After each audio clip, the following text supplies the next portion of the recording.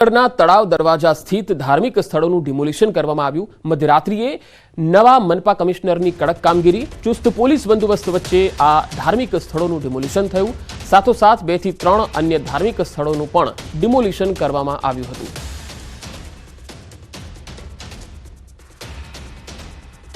ચુસ્ત પોલીસ બંદોબસ્ત વચ્ચે મનપાની કડક કાર્યવાહી। તળાવ દરવાજા સ્થિત જે ગેરકાયદે બાંધકામો હતા અને ધાર્મિક સ્થળો અહીંયા આગળ બાંધી દેવામાં આવ્યા હતા તેનું ડિમોલિશન કરવામાં આવ્યું હતું। મધ્યરાત્રિએ આ ડિમોલિશનની કાર્યવાહી હાથ ધરવામાં આવી હતી।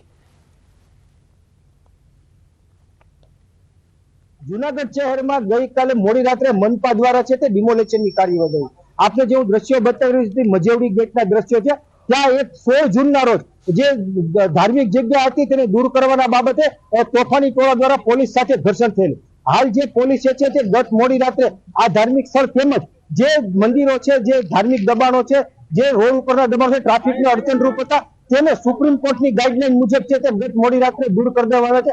હાલ જે છે તે જૂનાગઢની અંદર છે તે ચુસ્ત પોલીસ બંદોબસ્ત ગોઠવી દેવામાં આવ્યો છે અને ખાસ કરીને કોઈ અનિચ્છનીય બનાવ ન બને તે માટે છે તે પોલીસ એસઆરપી સહિતનો તમામ બંદોબસ્ત છે તે હાલ ગોઠવી દેવામાં આવ્યો છે। અતુલ વ્યાસ, ન્યૂઝ 18 ગુજરાતી, જૂનાગઢ। આગળ વધુ સમાચારો પર નજર કરીશું। હાલ રોકાઈશું એક બ્રેક માટે।